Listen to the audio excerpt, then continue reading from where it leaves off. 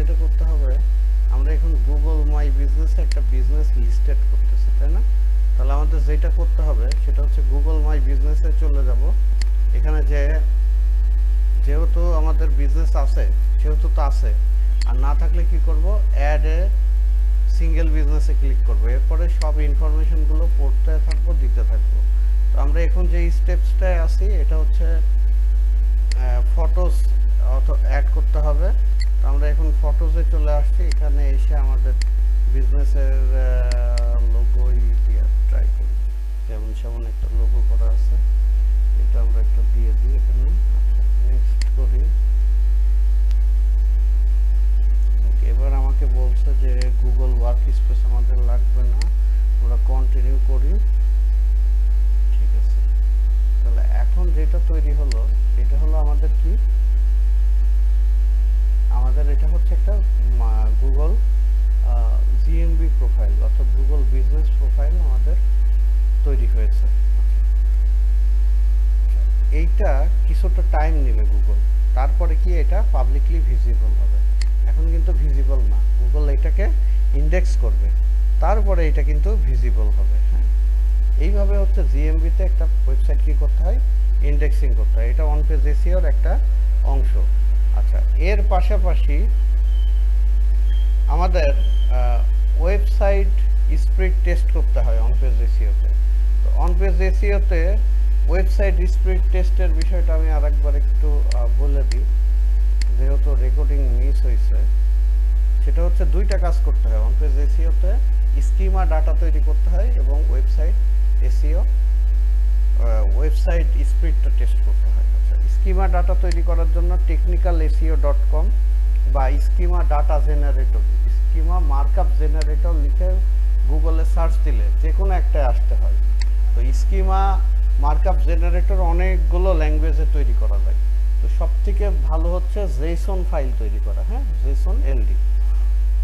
তো আমরা schema markup generator ক্রিয়েটে আসছি, আমরা technicalseo.com এখান থেকে আমরা চলে আসছি। আসার পরে এখানে আমরা এই ইনফরমেশনগুলো দিছি, অর্থাৎ একদম ইজি। আমার বিজনেসের যে ইনফরমেশনগুলো এগুলো আমি দিছি, ডান সাইডে কোড আকারে এই ডাটাটা তৈরি হয়ে গেছে। এইটাকে কপি করে এখন আমি কি করব, আমার যে ওয়েব ডেভেলপার তাকে বলবো আমার ওয়েবসাইটের হোম পেজের যে হেডের উপরে এই কোডটা দিয়ে দিতে, আর প্রত্যেকটা পেজে দিতে পারলে আরো বেটার। আচ্ছা, স্কিমা ডাটা স্ট্রাকচার গেল। আরেকটা জিনিস সেটা হচ্ছে ওয়েবসাইটের লোডিং স্পিড। আচ্ছা, এইটা হচ্ছে আরেকটা ফ্যাক্টর। ওয়েবসাইটের লোডিং স্পিডটা আমরা কিভাবে দেখব, আমরা যদি স্কিমা নিয়ে একটা কোশ্চেন ছিল। হ্যাঁ, আমার ক্লায়েন্টের ওয়েবসাইটে স্কিমাটা করা আছে কিনা সেটা কি বলবো? আচ্ছা, আমাদের ক্লায়েন্টের ওয়েবসাইটে স্কিমা করা আছে কিনা এটা আমরা কিভাবে বুঝবো? আমরা যদি ওয়েবসাইটের মধ্যে চলে যাই, ওয়েবসাইটের যে হোম পেজে যে যদি ডান বাটন ক্লিক করে ইন্সপেক্ট করি আমরা, তাহলে এখানে কি আমরা কিন্তু ওই কোডটা আছে কিনা, কোডটা দেখলে কিন্তু আমরা এখানে টের পাবো হেডের ভিতরে সেই কোডটা আছে কিনা। অথবা সোজা বুদ্ধি হচ্ছে আমার এই ওয়েবসাইটটাকে আমরা কি করব, কপি করব। ওয়েবসাইটটাকে কপি করব। কপি করার পরে আমরা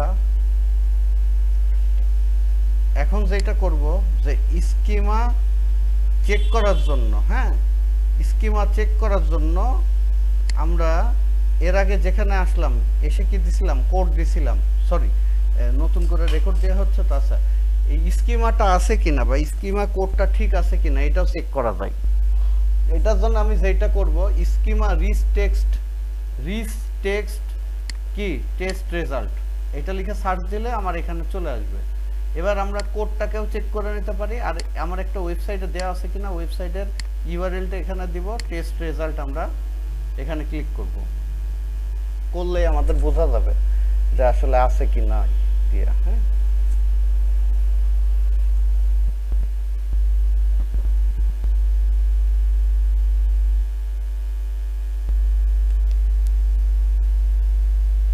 এই আমাদের এখানে অলরেডি আমারটা লগ ইন করা আছে, তো দেখা দিচ্ছে যে হ্যাঁ 4টা ভ্যালিড রেজাল্ট হ্যাঁ আছে। হ্যাঁ, এখানে আমাকে ডাইরেক্ট দেখা দিচ্ছে। তো আমি একটু অন্যভাবে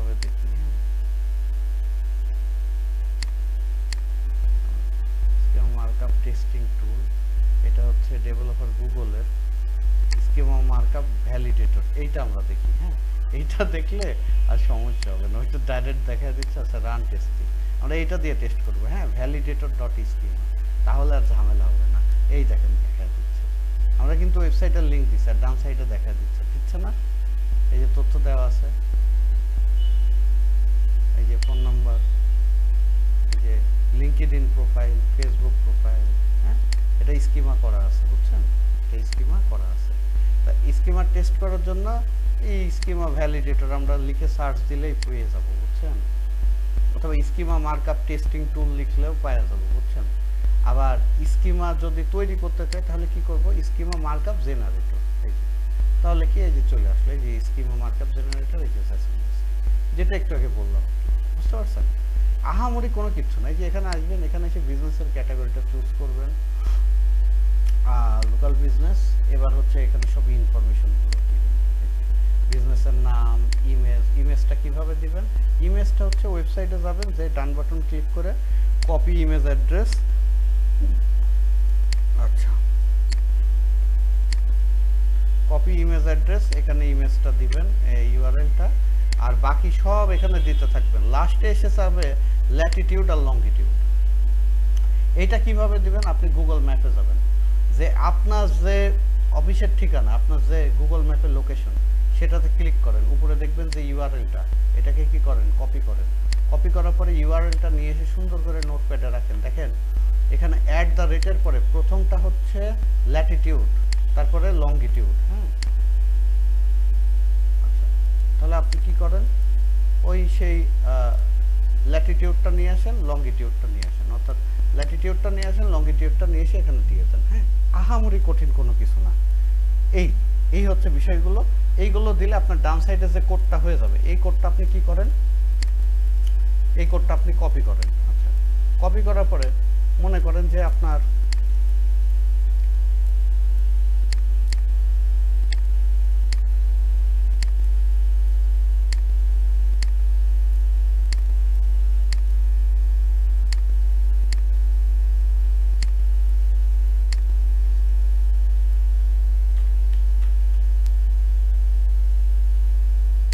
স্কিমাটা ঠিক আছে কিনা, মানে এটা ঠিক আছে কিনা, আপনার কোডটা আপনি এখানে দেন, দিয়ে রান টেস্টে মারেন, এই দেখেন ডান সাইডে ইরর আছে, 0 ইরর আছে, কোনো ইরর নাই, তার মানে কোড ঠিক আছে।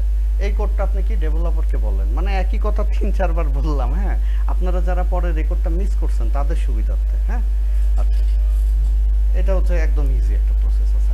এর সাথে সাথে আরেকটা জিনিস অন পেজের আপনাদের শেখায়নি, সেটা হচ্ছে পেজের লোডিং স্পিড টেস্ট, হ্যাঁ এটাকে বলে হচ্ছে কোর ওয়েব ভাইটালস। আপনারা যখন ইয়েতে যাবেন, কি বলে সার্চ কনসোলে, হ্যাঁ সার্চ কনসোলে যাওয়ার পরে এখানে দেখতে পারবেন যে আপনাদের এখানে সার্চ কনসোলে কোর ওয়েব ভাইটালস আছে, হ্যাঁ এই কোর ওয়েব ভাইটালসটা হচ্ছে মূলত লোডিং স্পিড। একটা মিনিট, তো কোর ওয়েব ভাইটালসটা মূলত হচ্ছে লোডিং স্পিড ভাই, আর অন্য কিছুই না।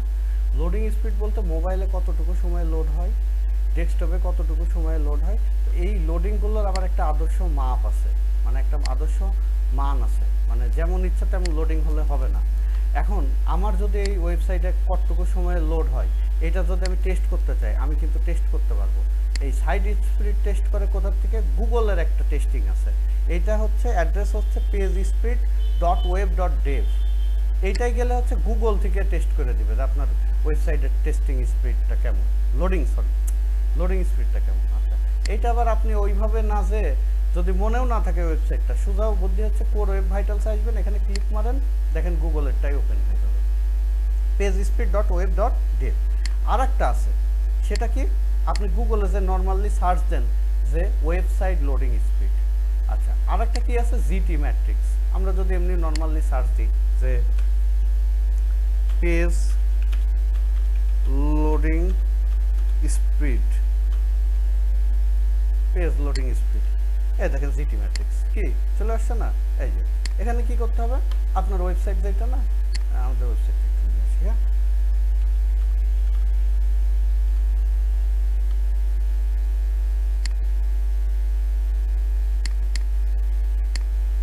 এই ওয়েবসাইটটা নিয়ে এসে জাস্ট এখানে দিতে হবে, দিয়ে টেস্ট নাও, এই আহামরি কিছুই না। এখন এটাকে টেস্ট করতেছে। আচ্ছা পেজ আমরা এখান থেকে ওই যে টেস্ট করতে পারি, দুইটা যে কোনো একটা থেকে ভাই টেস্ট করলেই হলো, বুঝছেন। আহামরি কিছু না। আচ্ছা টেস্ট করলাম, আমরা এখানে টেস্ট করে আমরা এখানে তিনটা জিনিস খেয়াল রাখতে হয়, তাই না? সেটা হচ্ছে এফসিপি, এলসিপি আর সিএলএস। হ্যাঁ, কমিউলেটিভ লেআউট শিফট, লার্জেস্ট কন্টেন্টফুল পেইন্ট আর হচ্ছে ফাস্ট কন্টেন্টফুল পেইন্ট। ফাস্ট কন্টেন্টফুল পেইন্ট হচ্ছে যে প্রথমে যে হেডারের অংশটা একটা ওয়েবসাইটে গেলে প্রথম হেডারের অংশ লোড হয় কিনা, প্রথম থেকে লোড হয় না, তো এইটা লোডিং হতে কতটুকু সময় লাগে, এটার একটা স্ট্যান্ডার্ড আছে, সেটা হচ্ছে 100 ms। এটার হচ্ছে কত লোডিং স্পিড 100 ms, অর্থাৎ 10-এর মানে 1 সেকেন্ডের হচ্ছে 10 ভাগের 1 ভাগ, বুঝতে পারছেন, মানে 0.1 সেকেন্ড। আচ্ছা, আর এলসিপিটা হবে হচ্ছে 2.5 সেকেন্ড, এর মধ্যে, এর বেশি না। আর সিএলএস হবে 1.1। এখন এলসিপিটা কি, এই ওয়েবসাইটের এই যে মিডিলে যে সকল কন্টেন্ট আছে এটাকে লার্জেস্ট কন্টেন্ট লোডিং স্পিড বলে। হ্যাঁ, এলসিপি, হ্যাঁ পেইন্ট বলতেছে ওরা, আমরা কন্টেন্টই বলতে পারি। লার্জেস্ট কন্টেন্ট পেজ বা ওরা বলতেছে পেইন্ট, আচ্ছা যেটাই বলুক না কেন, পেইন্ট বলুক আর পেজ বলুক, যেটাই বলুক, লার্জেস্ট কন্টেন্ট মধ্যে যে কন্টেন্ট, এইটা লোডিং স্পিড কিন্তু আপনার হতে হবে 2.5 সেকেন্ডের মধ্যে, এর বেশি যাওয়া যাবে না। আর সিএলএস জিনিসটা কি, আপনার একটা মেনু থেকে আরেকটা মেনু, অর্থাৎ একটা মেনু তো না, পেজ, ওয়েবসাইটের একটা পেজ থেকে আরেকটা পেজে যে গেলেন, এইটা যাইতে যেন কোনোভাবেই 0.1 এর উপরে না লাগে, 0.1 এর উপরে না লাগে, 0.1 এর উপরে না লাগে, এটাকে বলতে হচ্ছে কমিউনিকেটিভ লোডিং স্পিড যেটাকে বলা হচ্ছে। ঠিক আছে, এই তিনটা জিনিস আপনারা ঠিক রাখবেন।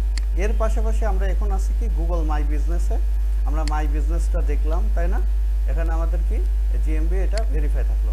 আচ্ছা, এখন আমরা যেটা চলে যাব, এখন অফ পেজ এসইওতে চলে যাব। এখন আমরা টেকনিক্যাল এসইও এরপরে আবার ক্লাস করব, কোনো টেনশন নাই। এখন আমরা অফ পেজ এসইওতে চলে যাব।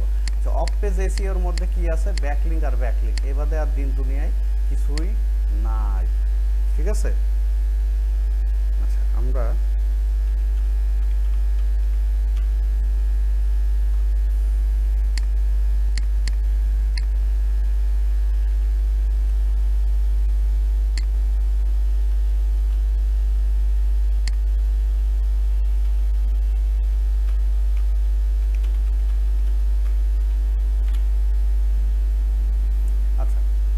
দেখেন একটা ওয়েবসাইট, আমি একটু ছবি মুভি আঁকাবো নাকি বুড়োকালে, ছবি আঁকাতে মন চাচ্ছে হঠাৎ করে। আচ্ছা,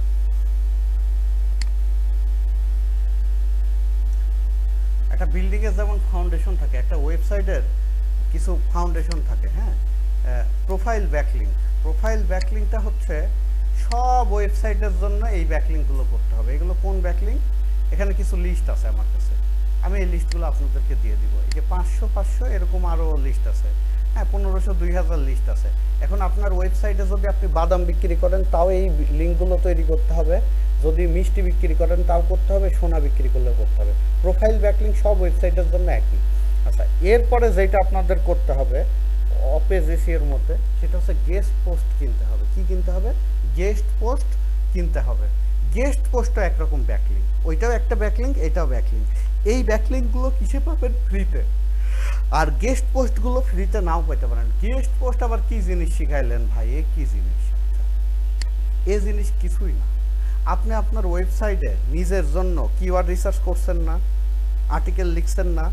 আচ্ছা, একটা আর্টিকেল আপনার ওয়েবসাইটে পাবলিশ করেন না, একটা আর্টিকেল আপনি করেন কি, আপনি কি বিক্রি করতেছেন, ডিজিটাল মার্কেটিং কি কোর্স, ভালো কথা। এবার আপনি তারপরে লিখেন রাইট ফর আস, অথবা আপনি লিখেন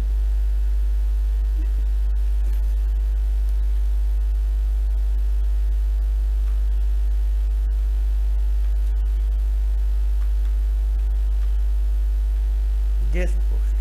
এবার দেখেন যারা যারা ডিজিটাল মার্কেটিং কোর্স নিয়ে গেস্ট পোস্ট অ্যালাউ করে বা গেস্ট পোস্ট বিক্রি করে, ভাই এ আবার কি শব্দ বললেন, গেস্ট পোস্ট বিক্রি করে? হ্যাঁ ভাই, আপনি একটা কিওয়ার্ড দিয়ে আপনি একটা আর্টিকেল লিখছেন, নিজের ওয়েবসাইটে মন চাইলো কিওয়ার্ড দিয়ে আর্টিকেল কি পাবলিশ করলেন, কন্টেন্ট পাবলিশ করলেন। আর একজনের ওয়েবসাইটে আপনি আর্টিকেল দিলেন আর পাবলিশ হয়ে যাবে? এত সোজা দিবে? দিবে না। কারণ আমরা যার ইয়েটা নিব, ওয়েবসাইটটা নিব, তারটা তো দেখেই নিব, তাই না?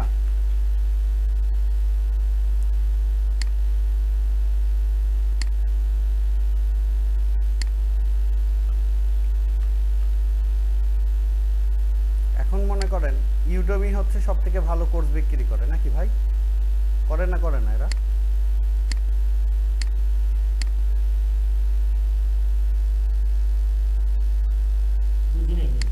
ইউডেমি কি সব থেকে ভালো কোর্স বিক্রি করে না?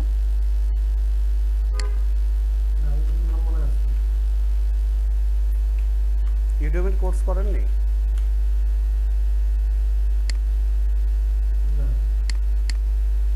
আচ্ছা, আমরা মজে গেলাম। একটা মজও হচ্ছে এসিএম রাশের মতোই।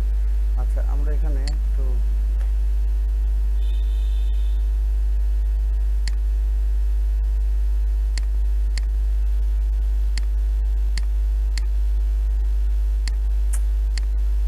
কিছু দিতে তো ভালো লাগে না।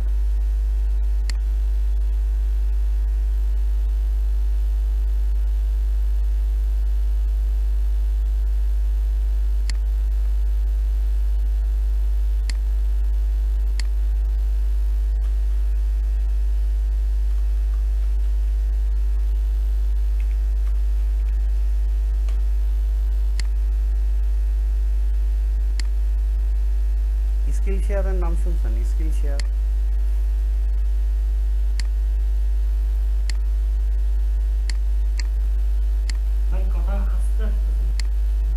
স্কিল শেয়ারের নাম শুনছেন? স্কিল শেয়ার না,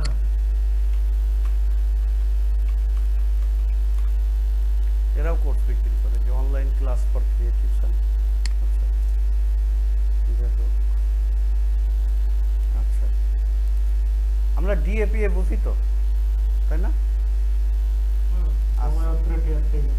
আচ্ছা, 10 মিনিট স্কুল চিনি আমরা।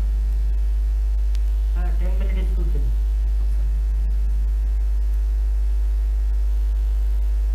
আমাদের কি ইয়ে আছে এসিএম?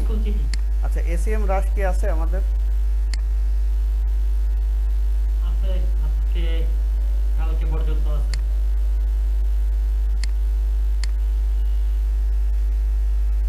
কি জানি ডিজিটা ভিশন না?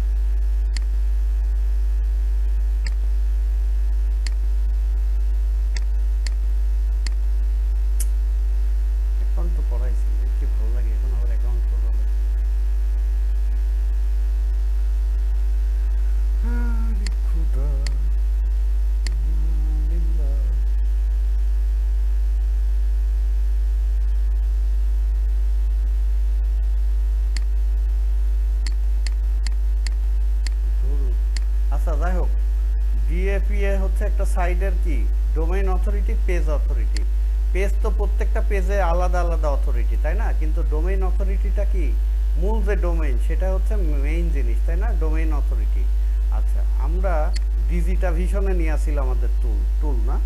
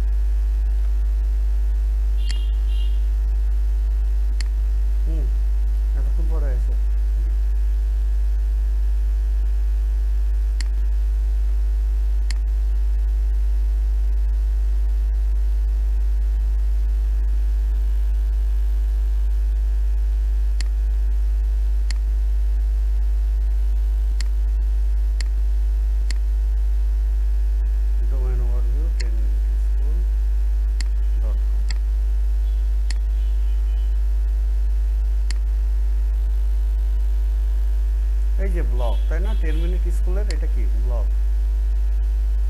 এখন আমি যদি বলি আমার একটা আর্টিকেল আছে, আমি তোমার এই 10 মিনিট স্কুলের ব্লগে পোস্ট করতে চাই, আমাকে পোস্ট করতে দিবে? দিবে না। তাহলে কি তারা কি করবে, আমার কাছে কি টাকাও চাইতে পারে, কখনো ফ্রিও দিতে পারে। তো আমি যদি তার ওয়েবসাইট থেকে একটা ব্লগ আমি আর্টিকেল দিতে পারি, এই যে তার ব্লগ, এই যে কত ব্লগ, হ্যাঁ কত কত কত কত। আচ্ছা, তো কোন দেশের ওয়েবসাইট? বাংলাদেশের না,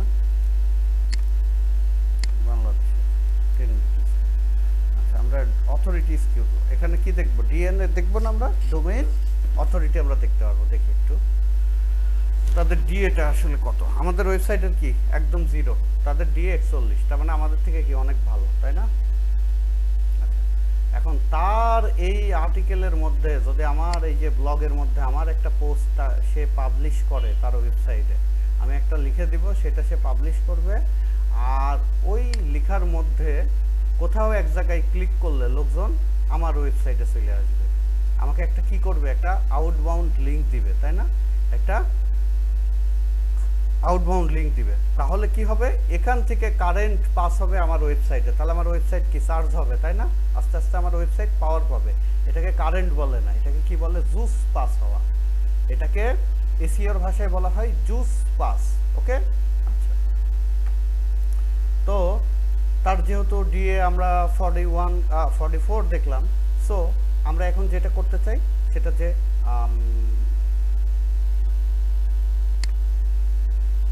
সেটা আমরা চাচ্ছি যে তার ওখানে একটা আর্টিকেল আমরা পাবলিশ করতে। এখন তার মতো আর কে কে এরকম আমাকে অ্যালাউ করবে, এইটা আমি খুঁজে পাবো কি করে, তাই না?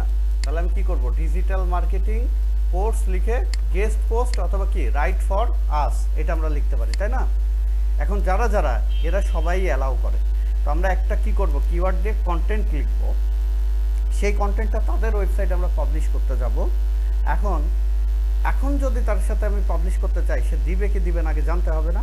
তাহলে তার ওয়েবসাইটে আগে যাবো, আমরা এই ওয়েবসাইটে ক্লিক করলাম, করার পরে এখন এখানে বলতেছে content length should 3000 word plus, মানে কন্টেন্ট কিন্তু 3000 ওয়ার্ডের উপরে হতে হবে। ছোট কন্টেন্ট দিয়ে বলবেন যে অ্যাকসেপ্টিং গেস্ট পোস্ট করবে, অ্যাকসেপ্ট করবে না ভাই। আচ্ছা, বেসিক বিষয় নিয়ে লিখবেন না, এখানে যা যা বলছে তাই তাই করবেন। করার পরে এখানে কি করবেন, এটা ইমেল দিবেন, তারা কি আপনাকে রিপ্লাই দিবে 1 থেকে কয়দিন, 2 দিনের মধ্যে, ঠিক আছে। তারপরে সে টাকা পয়সা যদি চাই, টাকা পয়সা দিবেন, আর যদি ফ্রিতে দেয় দিল।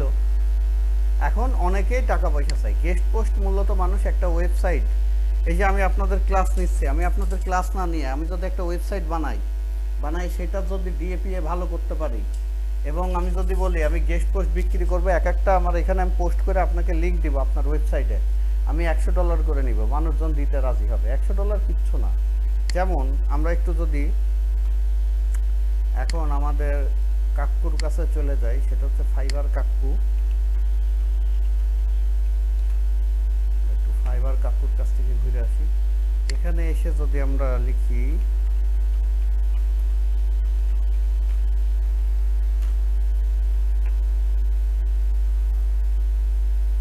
I will write publish unique guest post article and white hat permanent SEO $480, অর্থাৎ সে আপনার জন্য একটা আর্টিকেল লিখবে, সে এইটা তার নিজের কিছু ওয়েবসাইট আছে যেগুলো ডিএপিএ ভালো, সেখানে পাবলিশ করে আপনার ওয়েবসাইটে একটা ব্যাকলিঙ্ক দিয়ে দিবে $480। I will build premium backlink including ওয়েবসাইটগুলি তো নিশ রিলেটেড হতে হবে না? অবশ্যই, এই জন্যই আমরা সার্চ দেওয়ার আগে আমরা এখানে কি করে নিয়েছি, আমাদের নিশের কি ক্লোনের মধ্যে আমরা কি নিশ লিখে দিছি না, এই যে ডাবল কোটেশনে কি নিশ লিখে দিছি। আমাদের নিশ কি ডিজিটাল মার্কেটিং। আমাদের নিশ যদি হতো হ্যাঁ বাদাম, তাহলে আমরা কি লিখে দিতাম বাদাম। আমাদের যদি নিশ হতো কি ইগ ডিম, তাহলে ডিম নিয়ে যদি কাজ করতাম ইগ গেস্ট পোস্ট, এই যে এরা হচ্ছে ডিম নিয়ে গেস্ট পোস্ট অ্যালাউ করে, ঠিক আছে। এখন যদি আমাদের হতো কি যে বিষয় হতো সেটা আমরা লিখে দিতাম। এবার ফাইবারে আসলেও আমরা পাবো। এই যে প্রথম যে বাবাজি, এখানে ঢুকে যাব। এবার সে বলছে কি, সে একটা ওয়েবসাইটে এরকম আমাকে একটা গেস্ট পোস্ট দিবে, write publish unique guest post article and white hat permanent SEO backlink. ঠিক আছে, এখন আসেন সে কী নিয়ে আমাকে দিবে সেটা একটু আমরা দেখে আসি। যে পাবলিশ 5 আর্টিকেল টু সাইট দিয়ে 25 থেকে 80-র ভিতরে, প্লাস 10 ব্যাকলিঙ্ক, ডু ফলো দিয়ে 30+ স্কোর ইন্ডেক্সিং। ওকে, ভালো কথা।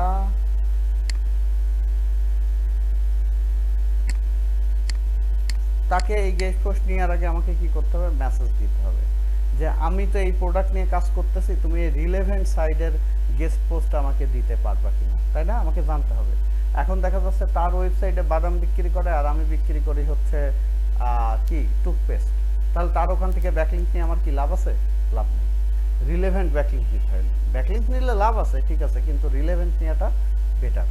তাহলে আমাকে আগে মেসেজ করে দেখতে হবে অথবা তার গিগে সেভ করে নিতে হবে। হ্যাঁ, তো আপনার এই গেস্ট পোস্ট কয়েকটা যদি নিজেরা ওয়েবসাইট বানায় ফ্রি টাইমে র্যাঙ্কিং করতে পারেন, আর সেই ওয়েবসাইটগুলো থেকে কিন্তু গুগল অ্যাডসেন্সে ইনকাম করবেন, একই সাথে প্রয়োজনে অ্যাফিলিয়েট করতে পারবেন, এর পাশাপাশি কি করতে পারবেন, গেস্ট পোস্ট সেল করতে পারবেন, তাই না?